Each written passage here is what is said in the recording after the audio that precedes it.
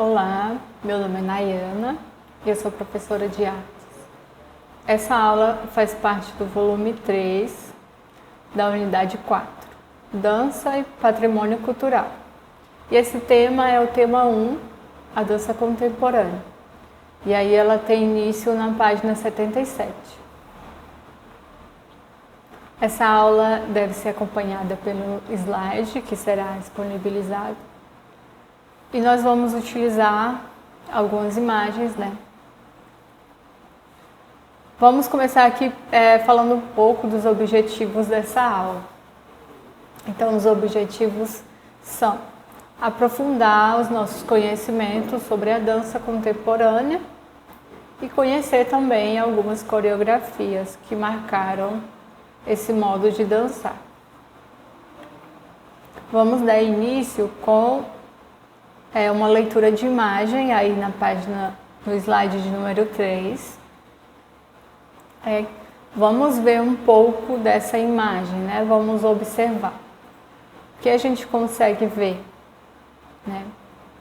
São pessoas, como são os figurinos dessas pessoas, né?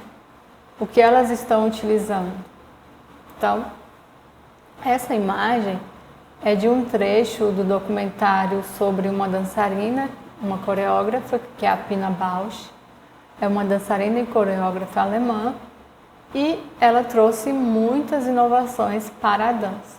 Então, nessa imagem a gente consegue ver uma apresentação, né, em que os dançarinos estão utilizando água, jogando água, né, aí no palco, uns nos outros. Então, essa é uma inovação aí para a dança contemporânea. Nós vamos ver surgir muitos outros elementos que antes nós não víamos. Então, vamos falar um pouquinho dessa dança contemporânea. Esse movimento aí nasceu do questionamento de alguns coreógrafos sobre as imposições técnicas e estéticas da dança clássica. Então, a dança clássica ela tem imposições que são técnicas e estéticas, né? Da aparência e da técnica. E aí, a dança vem questionar isso, né? Dessa dança clássica. E dentre os que iniciaram esse movimento aí de questionamento estão as seguintes personalidades, né?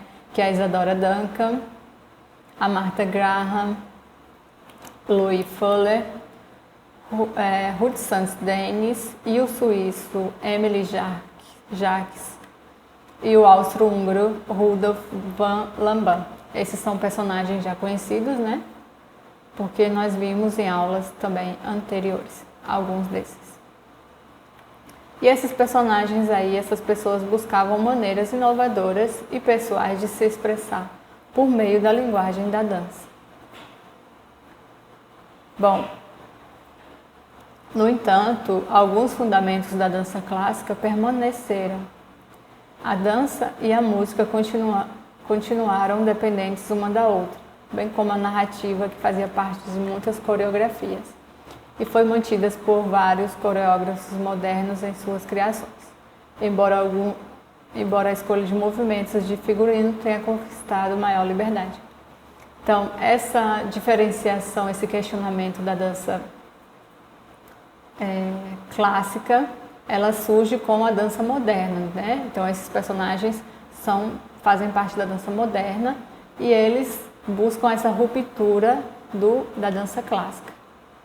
Mas eles continuavam ainda dependentes da música e da narrativa. Essa também foi uma aula que a gente já viu. Então, a narrativa ela continua na dança moderna, né? Embora aí tenha diferenciado aí uma liberdade maior de vestimenta, né, de figurino, uma liberdade maior de movimentos, né, que foi quando ocorreu essa ruptura da dança clássica com a dança moderna. Mas nós estamos tratando nessa aula da dança contemporânea. Então a dança contemporânea, ela desejou ir além da dança clássica, né? Na década de 60, ela iniciou um movimento de ruptura total com a dança clássica, né? Então a dança contemporânea tem uma ruptura total, né? A moderna ainda tinha alguns elementos, mas a contemporânea não. Então ela tem essa ruptura aí no que dizia respeito aos movimentos, à música e aos espaços utilizados pelo dançarino. Rompeu com as estruturas formais do balé clássico, tais como posições de braços, pernas, né? Além de direções e saltos. Mas assim, é importante também frisar que as danças, apesar desses rompimentos, desse surgimento de novas, né, modos de dançar, continua-se ainda fazendo dança clássica. Hoje em dia, no mundo, no Brasil também, ainda se faz dança clássica, né? Tem a dança, ainda se pratica dança moderna, além também da dança contemporânea, que é o movimento aí que a gente tem hoje, né? O movimento da arte contemporânea. Bom, no slide de número 8, a gente vai ver um painel aqui com as principais características e diferenças da dança moderna com a contemporânea.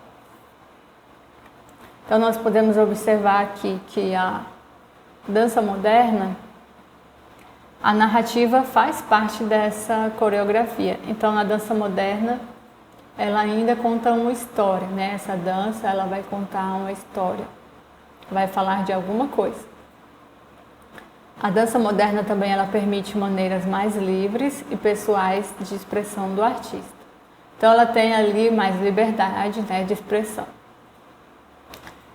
Mas essa dança moderna ainda segue alguns fundamentos da dança clássica. Então, quais são esses fundamentos que a dança moderna ainda segue? Movimento, né, e música, conexão ali com a música, junção com a música. E o figurino da dança moderna é leve e solto. Já a dança contemporânea, não há obrigatoriedade de narrativa na coreografia. Então, a principal ruptura aí, a principal diferença é que na dança contemporânea não precisa ter uma narrativa. Então, a dança é uma dança por si só, né? Não tem uma história, não está contando uma história. A coreografia é construída independentemente da música.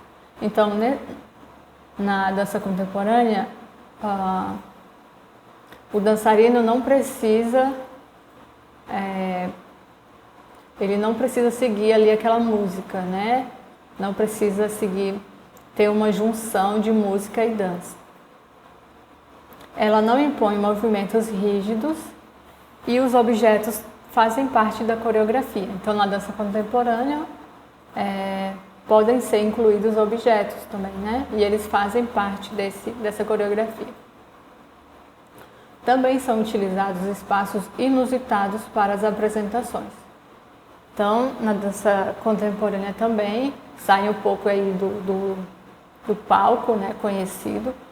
Ela pode também ser realizada em locais diversos. Então, nós vamos conhecer um personagem muito importante para a história da dança contemporânea, que é um precursor, né, uma pessoa que tem uma grande importância para o surgimento desse novo movimento, que é o Messrs Cunningham. Ele foi um dos principais nomes da transição entre a dança moderna e a contemporânea. Então, o Cunningham, ele criou uma linguagem inteiramente inovadora, em contraposição às danças narrativas, isto é, o movimento não precisava acompanhar e combinar com a música ou contar uma história. Então, o Cunningham ele foi aí um precursor desse movimento que não precisava dançar contando uma história, não precisava dançar combinando ali os passos com a música que estava sendo tocada. Então, ele também inovou nos locais de apresentação, e no uso de objetos na criação da coreografia.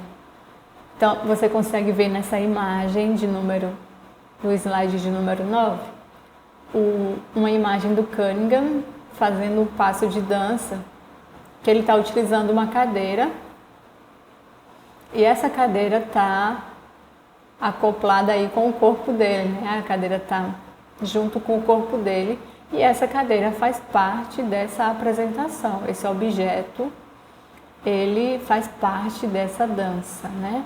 Então, em diversos momentos, o artista faz passos com que essa cadeira vai auxiliar, esse objeto vai auxiliar essa dança.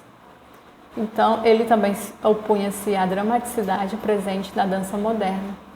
Então, não tinha aquela dramaticidade, algo até teatral, né? Bom, e continuando, vamos falar um pouco mais do Messee Cunningham, que ele foi o precursor aí da dança contemporânea, super importante. Então, nós vamos conhecer mais dele, né? Um pouco melhor.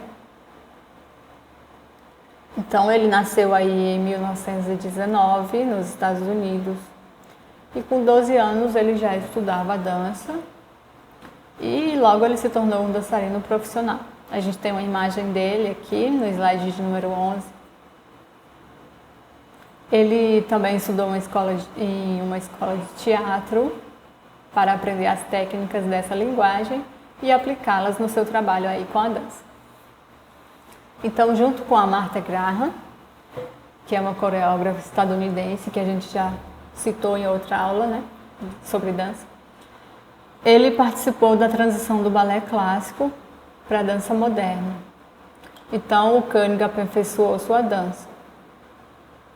E aos 26 anos, encerrou sua carreira de solista na companhia de dança da Martha Graham e ele iniciou uma parceria com o músico John Cage, que o John Cage a gente também já falou um pouco dele em uma aula sobre música.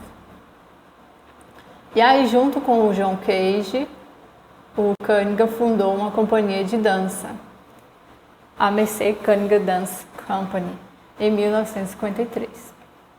E aí, aos 45 anos, ele iniciou uma turnê mundial e pouco tempo depois, seu país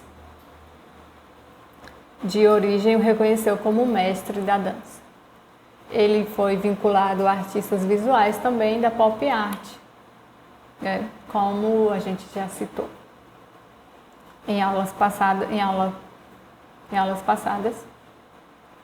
Ele também teve uma associação aí com artistas visuais da pop art, como o Jasper Johns e o Andy Warhol. Então, ele assumiu aí em 1969 a direção da Companhia de Dança Moderna em Nova York e faleceu em 2009, aos 90 anos, nos Estados Unidos. Continuando conhecendo melhor também mais, né, um pouco do Messee Cunningham, ele é considerado um símbolo da dança do século XX. Então, muito importante a gente, né, falar sobre ele, discutir sobre ele. As inovações que o Cunningham criou, com base nos estudos realizados sobre os tipos de movimento, transformaram a dança em coreografias abstratas, isto é, que não correspondem à representação de algo familiar, liberadas das narrativas. Então, ele vem aí com essas danças, coreografias abstratas. O que seriam essas coreografias abstratas? Elas não precisavam mais contar uma história, né, como era na dança moderna. Então, essa dança se liberta totalmente das narrativas. Em 1942, o Cunningham iniciou a parceria mais importante da sua carreira ao apresentar a coreografia Totem Ancestor com música de mesmo nome do compositor John Cage. Então, junto com o John Cage, a música dele, né, ele cria essa coreografia. E esse trabalho, essa coreografia que foi criada pelo Cunningham, propunha apresentações nas quais a música representava apenas um acompanhamento sonoro, não tendo sido composta ou escolhida de acordo com os movimentos dos dançarinos. Ou seja, os movimentos da dança não correspondiam necessariamente a música de forma harmônica. Então, mais uma vez, como foi dito, né, ele cria também esse novo jeito de dançar que o artista não precisa seguir a música, né? Então ele não precisa seguir aquela harmonia da música. Então ele faz aí uma coreografia abstrata. Então o Koenig acompanhou cada apresentação de sua companhia até os 70 anos. E em 1999, aos 80 anos, apesar de muito frágil já e segurando uma barra, ele dançou, fez um dueto com um famoso bailarino, né, russo, e no Teatro de Nova York, do estado de Nova York. Então, nessa imagem do slide 14, a gente tem essa apresentação do Koenig aos 80 anos, já bastante frágil, mas realizando, né, esse dueto aí com um bailarino. Então você consegue ver na imagem que ele está segurando aí, está tendo um apoio de uma barra, né? Mas mesmo assim ele continuou interagindo e trabalhando com a música até a sua morte, né? A gente pode observar que realmente a dança era muito importante na vida e na carreira do Koenig. Bom, a dança ela é vista por muitas pessoas como uma atividade apenas para os corpos mais jovens e bem treinados, né? Mas, no entanto, ela pode ser praticada por todos os que tenham interesse. Então, essa apresentação aí do Koenig aos 80 anos demonstra isso, né? Que a dança ela não é para as pessoas jovens apenas, né? Ela pode ser praticada aí por todas as idades, todos os corpos, todas as pessoas que queiram praticar. Principalmente agora na dança contemporânea, né? Tem essa liberdade maior também da diversidade de corpos, né? Então a gente tem aí corpos gordos, magros, né? De todos os tipos. Com base na obra do Koenig, outros coreógrafos surgiram e contribuíram para o desenvolvimento da dança contemporânea. E aí, a partir, né, desses estudos, dessas produções aí do Koenig, muitos outros coreógrafos vão dar continuidade a esse tipo de dança. Então a gente pode citar, né, a alemã Pina Bausch e a coreógrafa e dançarina brasileira Gícia Maria Rocha Amorim. Nós vamos agora conhecer um pouco dessas personalidades, dessas pessoas, né, da dança contemporânea.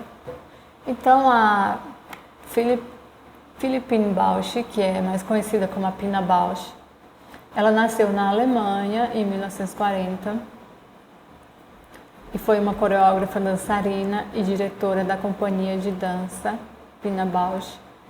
Ela é considerada representante da dança-teatro. Então esse termo é bem importante da gente estudar e relembrar, que é a dança-teatro. A Pina Bausch é a maior representante desse tipo de dança, que é uma dança-teatro contemporânea. E a característica dessa dança-teatro é o diálogo entre movimento, música e palavra. Então, nesse tipo de dança-teatro, esses elementos estarão presentes. O elemento movimento, música e palavra.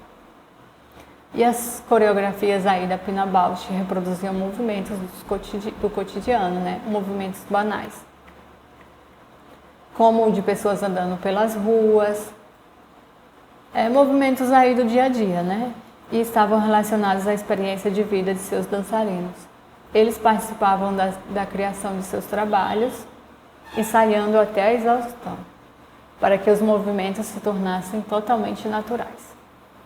Então a Pina Bausch ela traz uma inovação também super importante, que é a a adição aí de movimentos do dia a dia. Então, caminhar, pular, andar, ela traz todos esses movimentos corriqueiros para dentro desse teatro, dança-teatro que ela fazia. Bom, e aqui no slide de número 19, a gente continua falando da Pina Bausch e mostrando um espetáculo que ela fez, né? Durante o espetáculo, situações inesperadas ocorriam para chamar a atenção do público. No espetáculo Arias, de 1979, por exemplo, os dançarinos se jogavam em uma piscina. A coreógrafa faleceu em 2009 na Alemanha. Então ela trazia até coisas também aí do cotidiano, como uma piscina, né? Eu não consegui encontrar a imagem dessa dança, exatamente da piscina, mas eu trouxe essa outra imagem, que é a dos dançarinos ali interagindo, dançando com a água, né? Com baldes e tal. Que é bem interessante também, bem diferente. E essas apresentações, elas podem ser vistas, né? Se você tiver curiosidade de ver essa apresentação, ela é facilmente encontrada na internet. No slide de número 20, a gente tem uma outra coreografia da Pina Bausch. Bom, essa imagem, ela mostra uma cena do espetáculo Céu e Terra, né, da companhia da Pina Bausch. Ela foi apresentada no Teatro La Ville, em Paris, na França. Esse espetáculo aqui, ele foi fruto de uma viagem da coreógrafa ao Japão.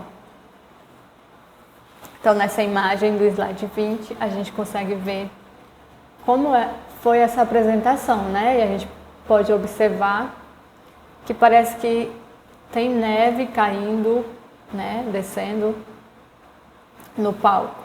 Mas, na verdade, são flores de cerejeira, né? Que simulam a neve. E ambas são características daquele país, né? Do Japão. Então, numa viagem que a Pina Bausch fez ao Japão, ela criou esse teatro, dança-teatro aqui. E a cerejeira, ela é bem importante para os japoneses, né? Tem um festival da cerejeira. E eles têm uma relação com essa flor, assim, que é bem interessante e chamou bastante a atenção da Pina Bausch, que criou essa coreografia e esse espetáculo. E aí, observando essa imagem, a gente consegue pensar, tentar imaginar como foi, né, essa apresentação. Então, o que desperta em você, né?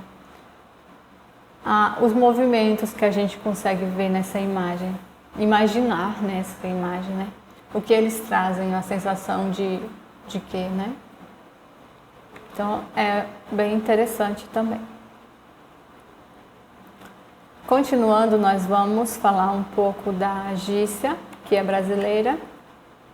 A Gícia Amorim, ela recebeu um prêmio em 2002 da Associação Paulista dos Críticos de Arte, Pesquisa em Dança, no Festival da Cultura Inglesa. E ela foi professora convidada da Companhia São Paulo, Companhia de Dança, do Balé da cidade de São Paulo, Cisne Negro, Balé Estágio, da Escola de Dança de Santo André, enfim, de diversas companhias. E é uma dançarina e coreógrafa muito importante para o nosso país. Dando continuidade, nós vamos conferir algumas coreografias contemporâneas, né? Nós vimos essas personagens, essas personalidades, mas nós vamos conhecer alguns balés contemporâneos, né? Então, aí no slide de 23, ao criar e compor uma coreografia, o coreógrafo, né, a pessoa que cria a coreografia é o coreógrafo. ele considera alguns aspectos.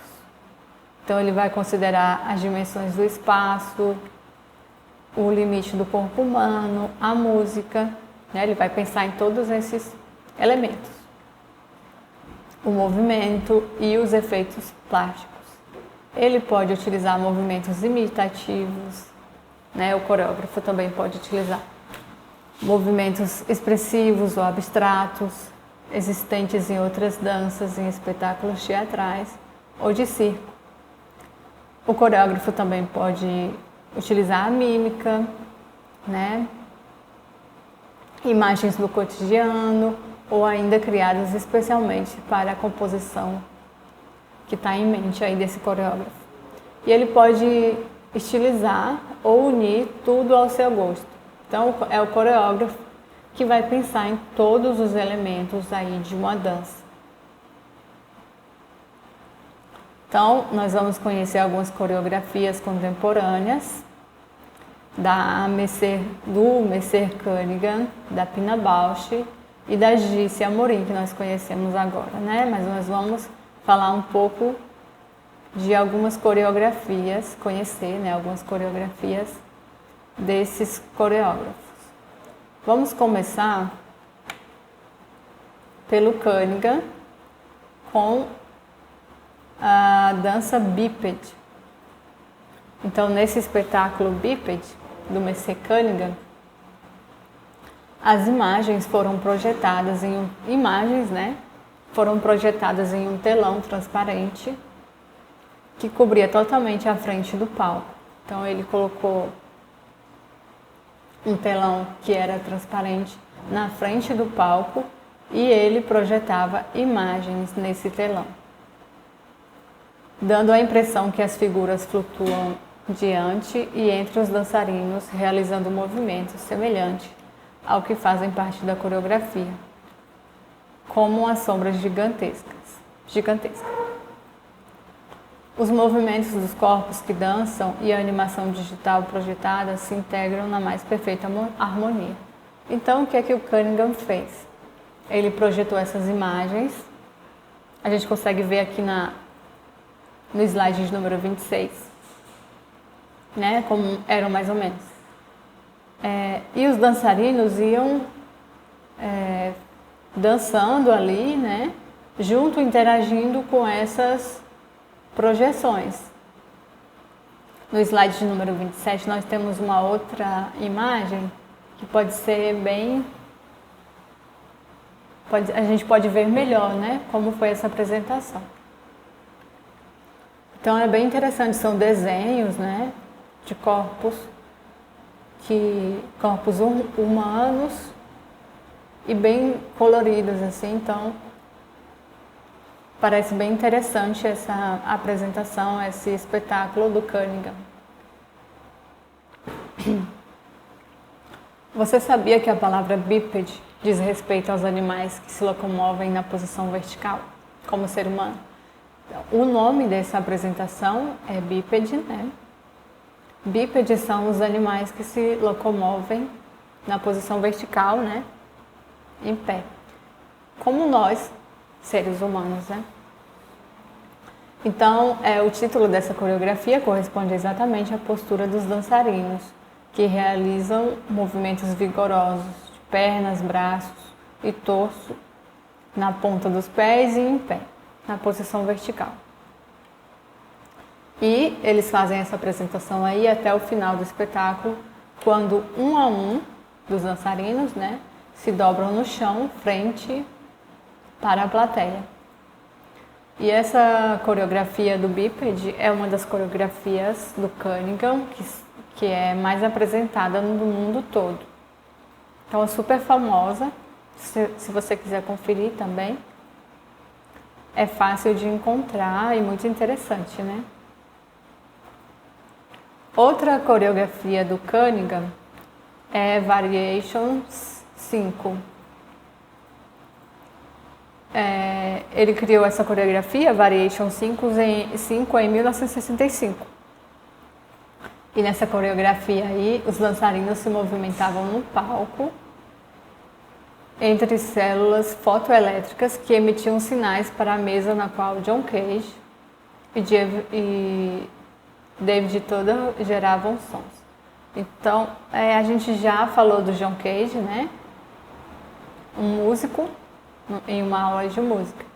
Então, essa apresentação dos variação 5, os dançarinos dançavam, se movimentavam ali no palco e, através de células fotoelétricas, esses passos desses dançarinos emitiam sinais para uma mesa que o John Cage ali captava esses sinais.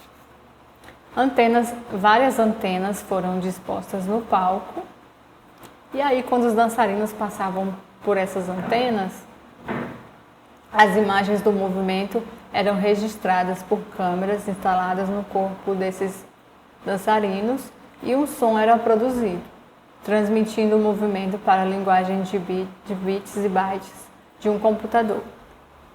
Então, o movimento desses dançarinos produzia um som e esse som era captado aí por um computador. Então, é bem interessante, é uma inovação, né? É uma coreografia bastante inovadora.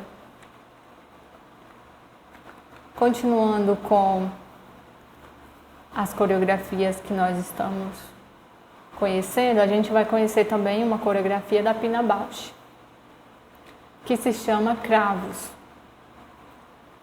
E essa peça aí, Cravos, ela foi criada e dirigida pela Pina Bausch em 1983.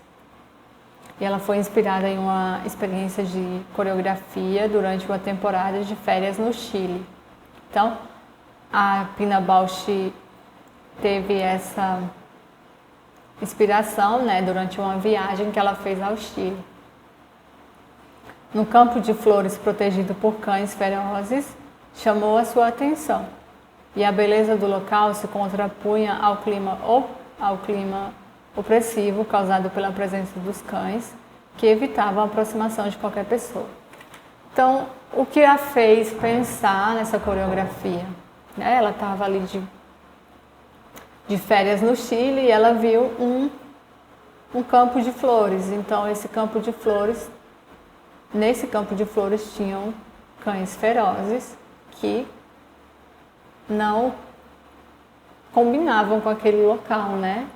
Tão convidativo como um campo bonito, um campo florido. E isso inspirou a Pina Bausch a criar esse espetáculo chamado Cravos. E nesse espetáculo, ela põe no palco milhares de flores espalhadas, né, que também são protegidas por 4 cães, né, cães aí entre aspas, não são cães de verdade. Enquanto as dançarinas dançam e falam do outro lado ao som de músicas, que vão desde os temas clássicos, como do compositor Franz Schubert, aos mais populares, como do Louis Armstrong e do Quincy Jones.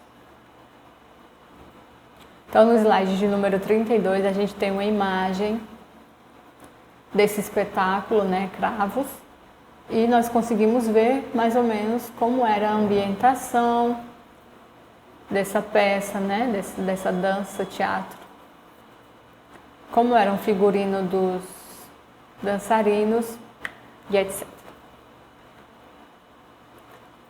Bom, nós vamos conhecer também uma outra coreografia, que é da brasileira Gice Amorim, né, que nós citamos anteriormente. E essa coreografia chama Fluxon 2. A dançarina e professora e também coreógrafa pernambucana Gice Amorim, ela estudou com o Mercer Cunningham, né? Ela foi aluna dele. É aquele nome super importante para dança.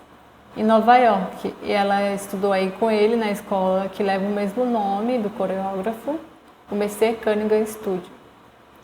E esses estudos aí da Gícia garantiram a autorização do Cunningham, né, da Fundação do Cunningham, para divulgar um método do coreógrafo estadunidense no Brasil. e dá aulas em sua escola em São Paulo, utilizando a linguagem própria com base no que havia aprendido com o coreógrafo.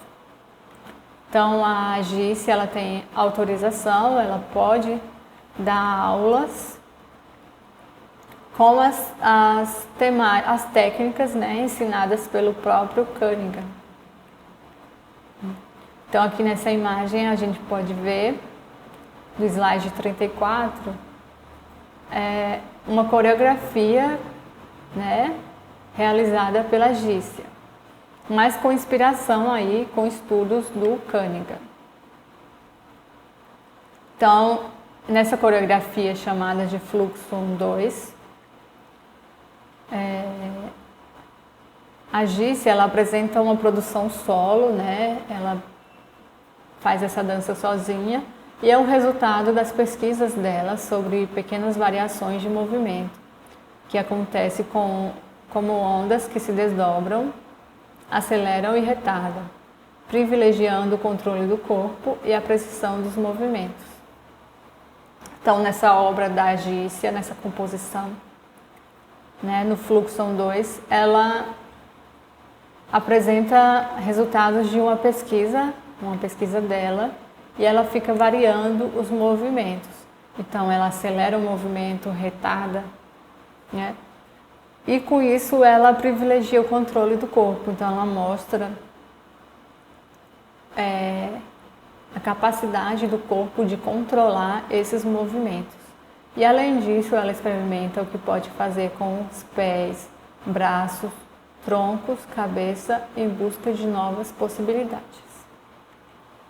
Então nós vemos aí nessa imagem a Gice, né, realizando esses movimentos que ela se propõe aí nessa dança criada, nessa composição criada por ela, Fluxo 2. Então nós conferimos nessa aula alguns personagens importantes para o início aí da dança contemporânea e algumas coreografias também importantes para a contemporaneidade da dança. Essa aula a gente finaliza por aqui e até a próxima.